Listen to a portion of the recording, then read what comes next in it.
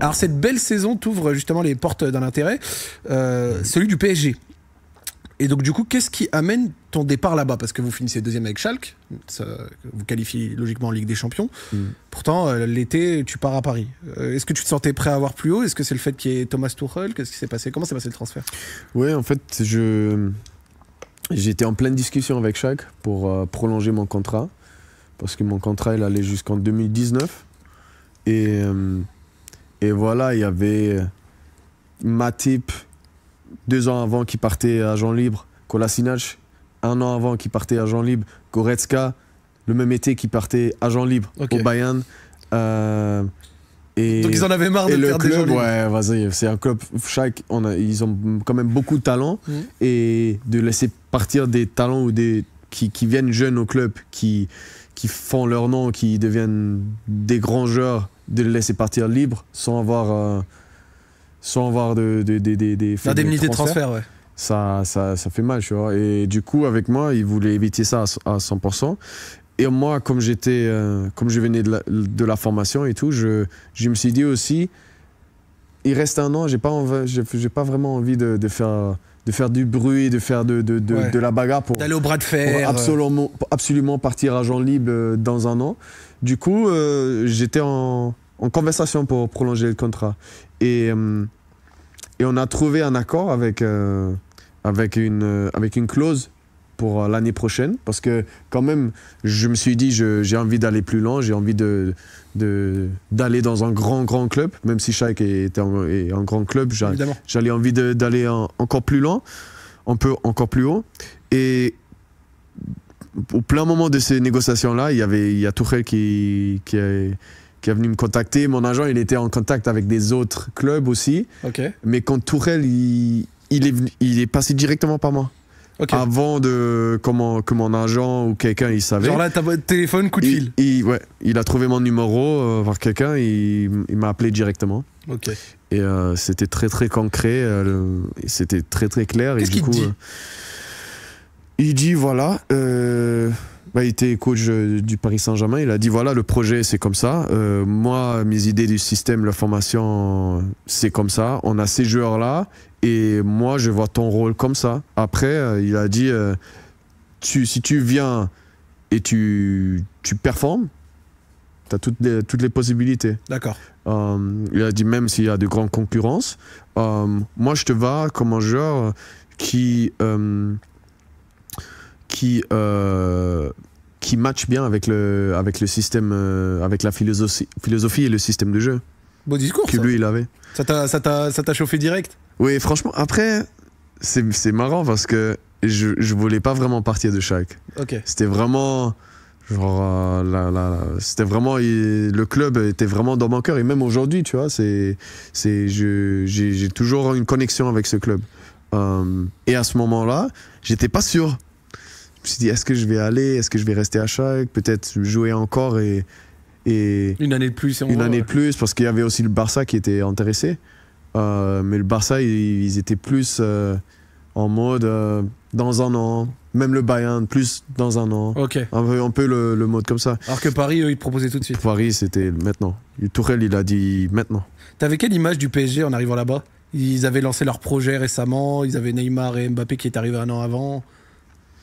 Un club énorme avec de l'attention médiatique, du grand nom, vraiment glamoureux avec beaucoup de qualité, des grands noms.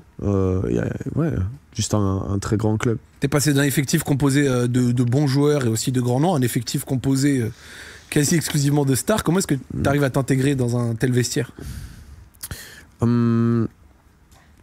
Juste en étant comme moi je suis. Franchement, j'ai eu la conviction que on est tous des êtres humains, tu vois. Même si c'est un grand star du foot, il a réussi déjà plein de choses en foot. À la fin, on fait le même sport, on est des êtres humains, on va aux toilettes, tout le monde va aller, tout le monde va pareil. Et du coup, dans l'esprit, dans l'esprit, c'était un peu comme ça. Et après, ça s'est passé très bien en fait, tranquille parce que même les mecs, personnellement, c'était des bons mecs qui ont tous aidé à l'intégration, qui ont montré voilà, comment les choses y marchaient et tout. Avec qui t'as bien accroché? Avec plein de gens, franchement, avec plein de gens. J'avais toujours de bonnes relations avec Marquis. J'avais toujours de bonnes relations avec Marco Verratti, avec Kylian. Toujours eu des bonnes relations. Peut-être un des plus proches aussi, c'était Presco, Kimpembe. On lui souhaite de bien revenir. Ouais, on le souhaite. J'espère que peut-être on va jouer le PSG en janvier. Peut-être il va revenir ça. Franchement, ça me faisait plaisir pour lui. Sinon, Keylor Navas, j'avais une bonne relation. Même Sergio Ramos. Et avec le reste, franchement, je m'entendais bien presque avec tout le monde, tu vois. Et après, il y avait des mecs avec qui il y avait plus de... Évidemment. Plus de connexion. D'affinité et tout. D'affinité, tout ça, ouais.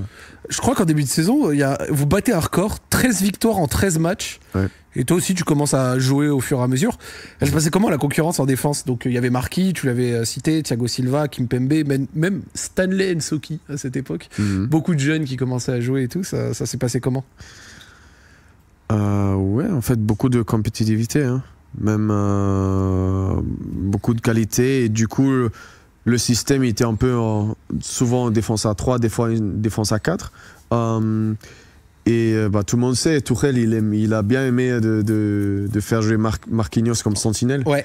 Et du coup, lui. En défense, enfin au milieu. Ouais. Des fois, il jouait en défense centrale, mais des fois, il jouait milieu défensif. Et c'était très flexible. Et du coup, ça se faisait naturellement, en fait. Il y avait un bon plan de jeu.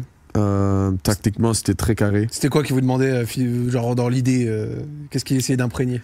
Franchement, il y avait beaucoup d'attention sur les détails. Ça veut dire le positionnement avec le ballon, le positionnement défensivement contre le ballon, dans le combat adverse, dans notre camp. Il y avait des différentes zones du terrain où tu savais où tu dois te placer. Et après, bien sûr, offensivement, pour les joueurs offensifs, il y avait de la liberté dans certaines zones pour s'exprimer, tout ça.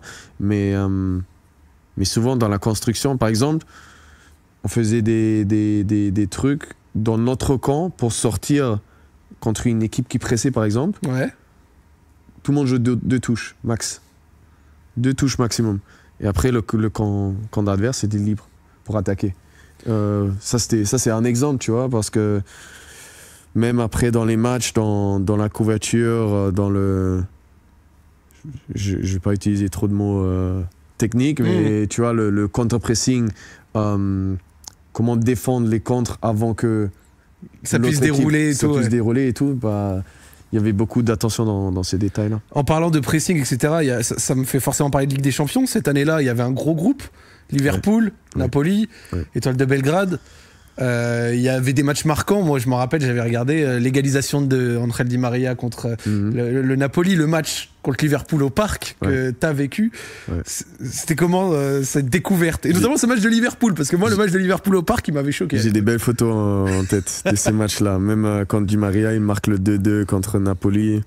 Et la victoire 2-1 contre Liverpool, c'était vraiment chaud. On était vraiment à un très très haut niveau, ce match-là.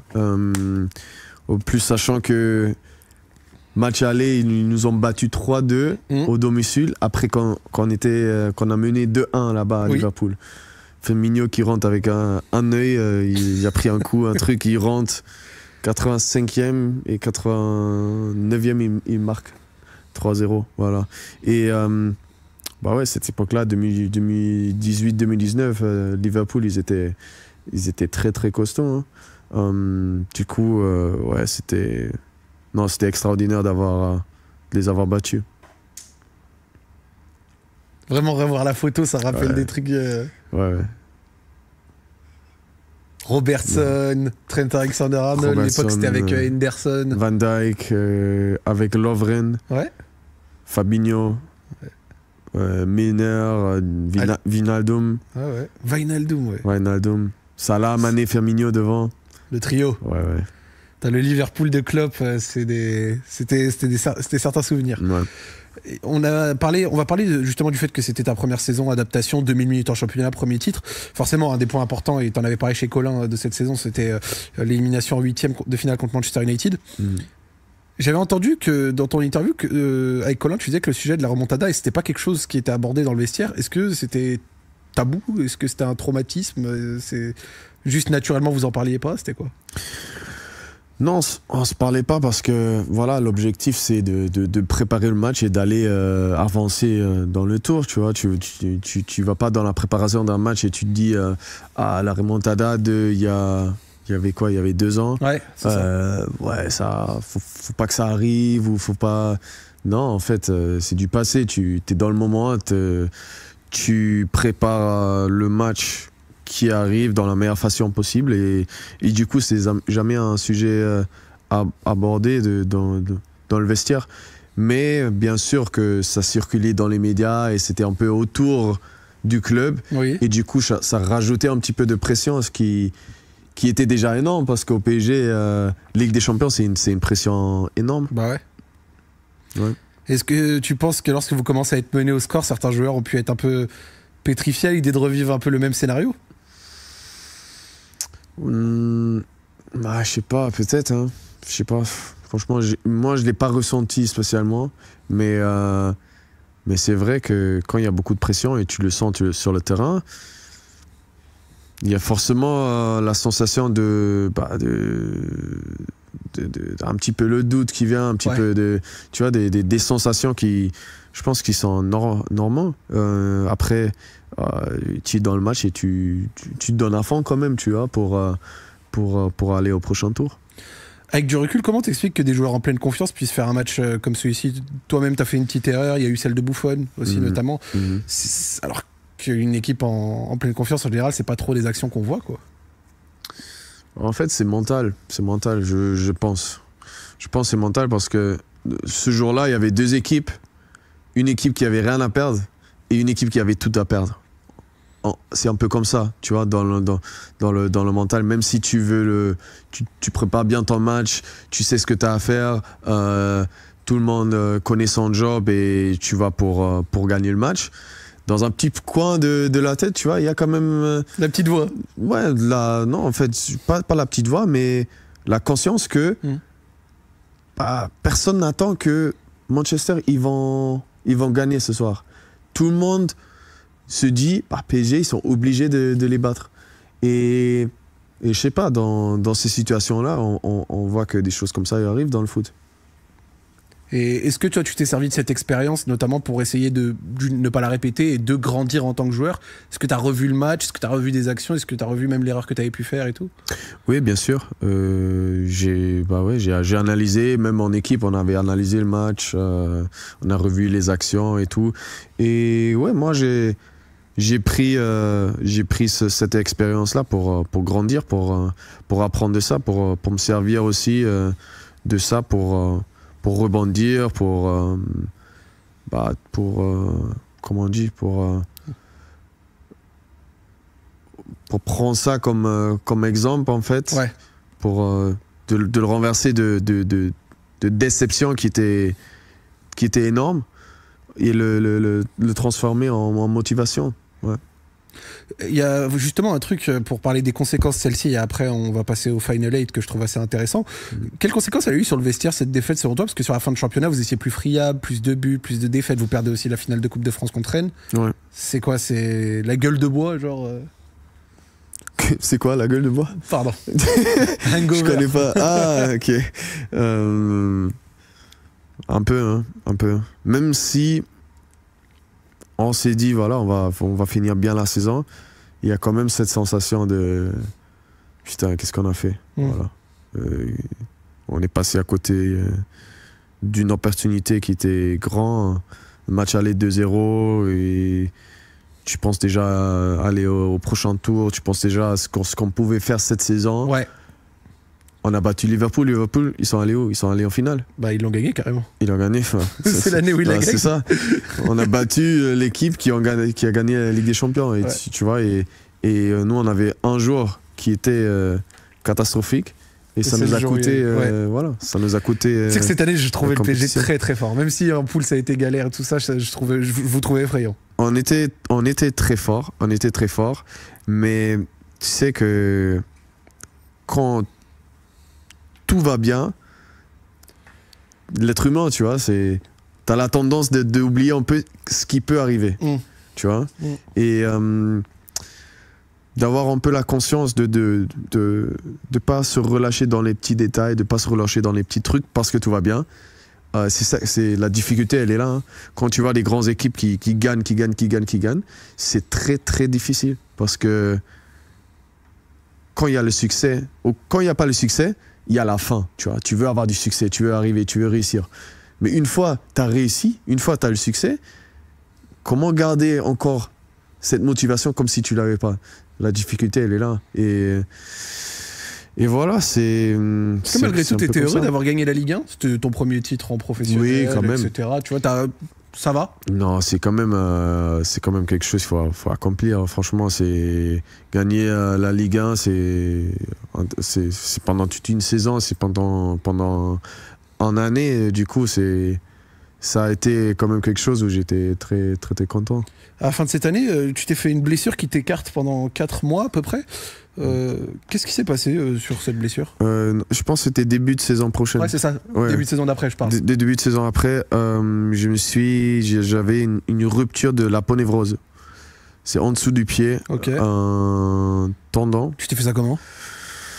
En fait, j'avais des douleurs pendant une période sur les deux. Tu vois, en dessous du pied, les douleurs ils sont à peu près en dessous du talon.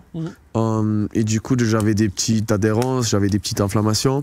Même pendant la préparation. Et du coup, premier ou deuxième match de championnat, une action qui ressemble à rien en fait. Il y a une situation où je défends, je cours en arrière et au moment où on gagne le ballon, je veux changer la direction pour aller vers l'avant. Je pose mon pied et ça fait tac. Et j'ai eu l'impression que je suis marché sur un caillou. Tu connais les terrains au parc, il n'y a pas des cailloux. Non, il n'y a pas de caillou, pas dans la chaussure non plus. J'ai dit, mais attends, je marche sur un chewing-gum ou je sais pas, il y a quelque chose, je suis marché dessus quelque chose. Ouais. Mais en fait, non, après ça, genre comment on appelle en dessous du pied, ça. Ouais, la voûte plantaire. La voûte, ça serrait. Okay. Et je savais que. Ouais, il y a une grosse blessure. Et finalement, le Covid t'a un peu aidé, entre guillemets, dans un sens, parce que avec le décalage, t'as pu participer notamment au Final 8 et revenir même pour le match retour contre Dortmund et tout. Bien passé la convalescence, le retour, l'intégration? Oui, en fait, je suis revenu, je pense que c'était décembre, janvier, dans cette période-là.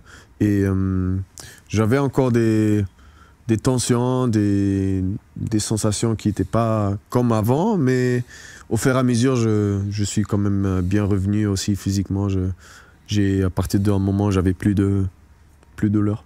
Comment ça s'est passé, le match retour contre Dortmund? On a eu l'impression que quelque chose s'était passé au sein du groupe après ce match-là. Est-ce que tu l'as ressenti comme ça aussi? J'ai l'impression que c'était une libération totale. Il y avait une grande fête, je me rappelle, au Parc des Princes, les supporters qui n'étaient pas dans le stade, mais qui étaient devant. Les images étaient folles. Il y avait Di Maria, le mec a déjà gagné la LDC, il est là, il célèbre comme jamais. C'était comment? Non, ce jour-là, il était extraordinaire. Même en préparation du match, on est parti, tu vois, toujours les matchs au parc, on partait de l'hôtel pour aller au parc. Et sur cette route, à partir de Boulogne, les routes, ils étaient blindés. Supporters partout, fumigènes partout. Et je pense pendant 20-30 minutes, on passait autour des supporters. C'était comme... je sais pas, ça nous chauffait, tu vois. Ouais. Ça nous chauffait. Et même à l'intérieur du bus, il y avait même les fumigènes qui rentraient au bus et tout. Genre, ça toussait. Mais on avait de la musique, tu vois. On avait une enceinte avec la musique qui allait forte. C'était qui? C'était Neymar, il mettait du son? Non, c'était Fresco. C'était Fresco. Et Fresco, je sais pas, je me rappelle, il mettait un son de NASA. Putain de merde, tu vois. Et à la fin du son, tout le bus il chantait.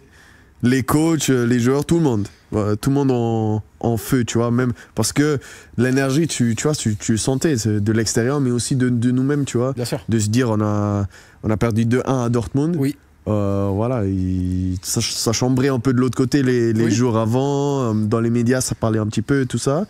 Et, vous étiez revanchard de fou. Voilà, c'est ça. Et du coup, une fois on a gagné après le match. C'était comment ce match sur le terrain? En fait, on était sur le terrain, on était motivés à fond. Et on entendait les supporters à l'extérieur du stade. Tu vois, ils étaient tous à l'extérieur et on les entendait. Tu vois, le stade était vide, mais t'entendais quand même dehors du bruit. Et non, la motivation, elle était à fond. On était chaud. Ouais. La bulle Final 8, c'était comment? Parce que là, c'était au parc et tout ça, mais après, il y a le Final 8 qui se joue justement à Porto, il me semble, oui, à Porto. Lisbonne. À Lisbonne, pardon. Oui. Excuse-moi. À Lisbonne, mais au Portugal. Comment se passe la bulle et comment se passe le délire? Vous affrontez l'Atalanta, qui faisait une très, très, très grosse année avec Gasperini. Leipzig, Nagelsmann, phénomène, qui sortent l'Atlético. Comment ça se passe déjà à l'arrivée au Portugal? Est-ce que le côté bulle, ça a aidé à tout ça? Pour la cohésion du groupe, oui. Après, d'avoir la sensation de jouer la Ligue des Champions, il manquait quand même, tu vois, les supporters, l'ambiance dans les stades, tout ça. Il manquait quand même un petit peu, faut pas se mentir. Mais pour la cohésion du groupe, on passait quand même 2 ou 3 semaines tous les jours ensemble à l'hôtel, mais vraiment enfermés et tout. Et l'ambiance et l'état d'esprit dans ce groupe-là était quand même magnifique. Sur ces matchs, on retrouve également un Neymar insolemment fort, Mbappé qui revient de blessure. Ouais. C'est comment le match contre l'Atalanta, contre Leipzig, où on vous promettait des difficultés face à des équipes en vogue et tout? C'était comment? Bah, Atalanta, c'était difficile, match difficile. Ils étaient très très bien organisés. Ils étaient physiquement au top. Ils couraient dans tous les sens. Ça, c'était leur particularité, ça. Ouais. Franchement, physiquement, je pense l'équipe qui était le plus costaud. En total, en volume de course, en impact, en duel, en tout ça, je pense que c'était une des équipes le plus fortes. Mais après, Neymar, ce match-là, il a dit je vais prendre le ballon, je vais dribbler tout le monde. La passe pour Mbappé là, sur l'appel juste avant, dans les dernières minutes, c'était fou. Ouais, franchement, on était face à une équipe qui nous a posé des problèmes, mais ce qui était important pour nous, c'est de montrer tu vois, c'est que nous, ça peut que être nous aujourd'hui qui passe au prochain tour.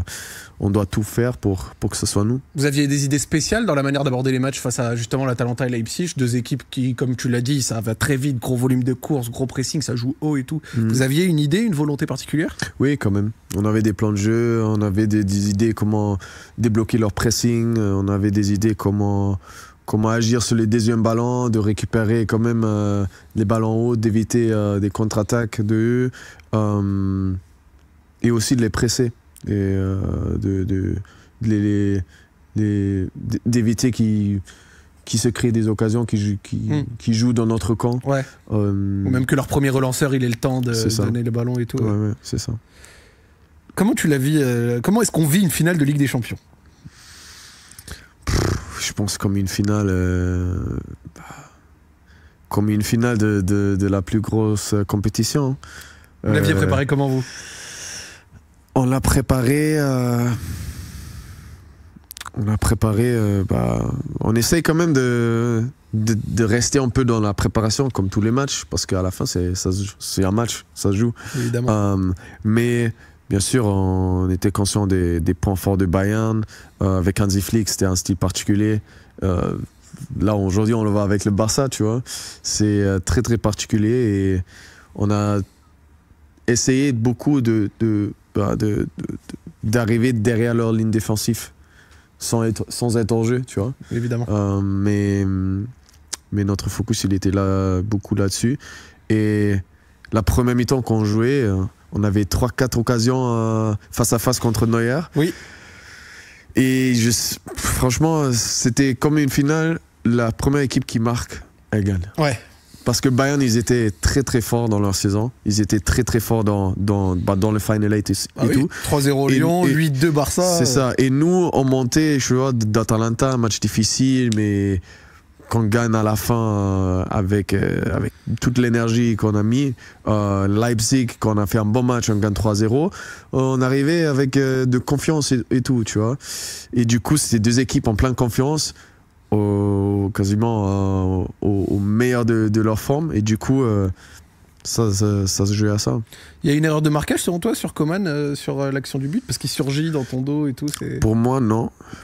Et j'ai vu l'action 100 fois. Parce que on défend je pense sur un premier sens ou sur une frappe qui est déviée.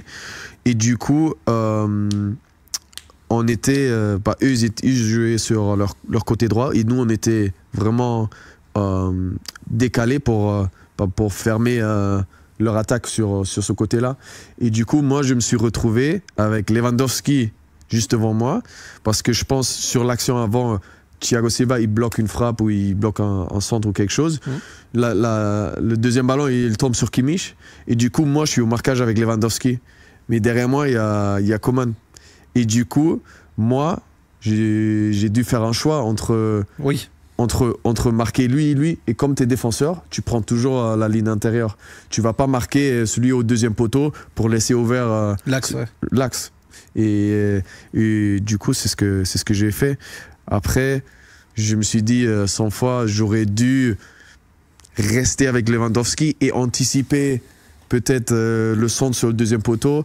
Mais franchement, pour moi, un centre de Kimmich qui était plus dangereux dans mon avis, Lewandowski 100 fois plus que Coman. Très intéressant justement de discuter de quelqu'un qui a vécu, tu vois, une situation de cette manière. Toi, tu as eu l'occasion de côtoyer justement, on a parlé de Neymar pendant ton aventure au PSG. Après Messi, est-ce que c'est le joueur avec lequel le plus fort avec lequel tu es joué? J'ai reçu Yacine Adli il y a pas longtemps, il y a quelques semaines, et il me disait qu'il avait jamais vu un truc comme ça, genre. Ouais, franchement, moi, les deux dans leur qualité de foot, c'est impressionnant.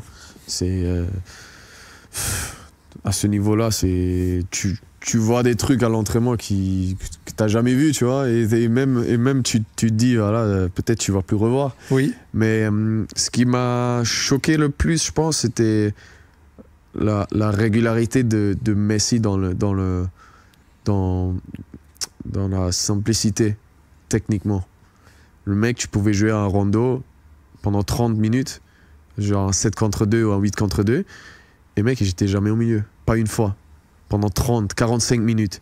Et c'est pas, il allait pas au milieu parce qu'il faisait une passe et l'autre, il allait au milieu. Ouais. Non, c'est parce qu'ils étaient parfaits. Et son contrôle, sa vision, c'est comme si lui, il voit le jeu en ralenti, en fait. C'est comme un joueur d'échecs qui pense déjà 5-6 pas en avant et après tout se met en place et tout le monde est en vitesse réelle. Mais lui, il a déjà les réponses, tu vois. C'est Lionel Messi qui t'a le plus marqué? Ouais, je pense. Après, chacun est différent, tu vois. Neymar, il était très très fort aussi. Et même Kylian, tu vois, quand on a joué l'année 2018, 2019, 2020, ce qu'il a fait sur des contre-attaques, sur des grands espaces, et même dans les combinaisons, c'était très très chaud. Toi, tu as eu justement une fin d'aventure en 2022, où justement tu allé à West Ham avec l'arrivée de Christophe Galtier. C'est des saisons un petit peu difficiles avec Mauricio Pochettino, où tu as disputé pas mal de matchs, mais tu as quand même eu quelques petites blessures. C'était comment tes 2 dernières années, toi? C'est quoi ton regard dessus? Pour moi, 2 années différentes. Première année, déjà, Pochettino, il venait en décembre, je pense. Ouais, c'est ça. Ouais, grand changement. Je sentais que je faisais pas 100% partie du plan qu'il avait. Mais je me suis dit, je vais me raccrocher, je vais me donner à fond et je vais comment on dit ? Le faire changer d'avis. Le faire changer d'avis, voilà. Ce qui était un peu difficile en première partie de saison. Parce que aussi, je jouais souvent peut-être latéral droit, latéral gauche, tout ça. Et t'es baladé un peu à droite à gauche. Ouais. Et après, la saison suivante, j'ai fait une très très belle préparation. J'ai joué beaucoup défenseur central, ce qui me plaisait plus. Latéral à la longue, c'était moins. Genre faire des allers-retours sur le couloir et tout. Ouais, en fait, c'est pas ça. C'est que la sensation. Tu vois, chacun il a sa sensation sur le terrain de s'exprimer. Tu vois, les points où tu es fort, où tu te sens fort, où tu sens tes qualités. Tu vois. Et j'ai senti qu'en l'axe, je pouvais plus montrer, plus exprimer mes qualités que comme latéral. Sur le côté, ouais. Mais sur le côté, c'était toujours quelque chose que je sais je peux faire. Mais est-ce que je vais être le plus fort que je peux être? Je pense pas. Sur le côté, c'est plutôt dans l'axe.